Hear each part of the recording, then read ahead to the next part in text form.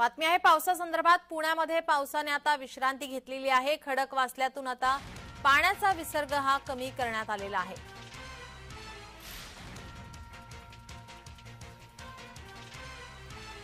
खडकवासला धरणातून आता केवळ 13,000 घनफूट पाण्याचा विसर्ग सुरू आहे।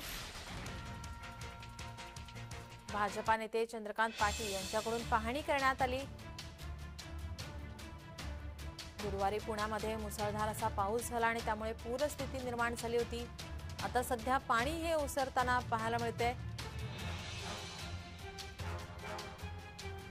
भाजपा नेते चंद्रकांत पाटील यांनी या ठिकाणी पाहणी केलेली आहे।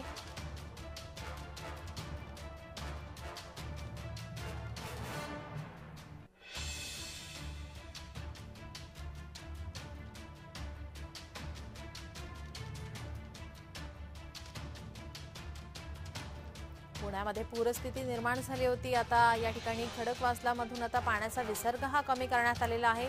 पाणी ओसरत असलं तरी सुद्धा मात्र पुण्यामध्ये सावधानतेचा हा इशारा पुणे वेधशाळेकडून देण्यात आलेला आहे। लवकरच आता पुण्यामध्ये या ठिकाणी परिस्थिती पूर्ववत येऊ शकते। आता पाणी हे ओसरत चाललेलं आहे। विसर्ग हा आता खडकवासला धरणातून आता कमी करण्यात आलेला आहे।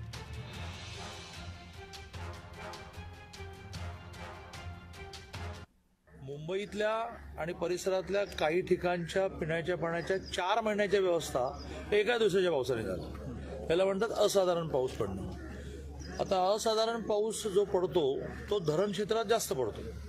धरण क्षेत्र याचा अर्थ धरणाची साईडचा अर्थ काय असतो की जिथे पाऊस जास्त पडतो आणि पाणी जास्त साठेल अशी साईड पकडतात आणि त्यामुळे धरणाच्या क्षेत्रामध्ये हा असाधारण पाऊस आणखीन असाधारण पडला।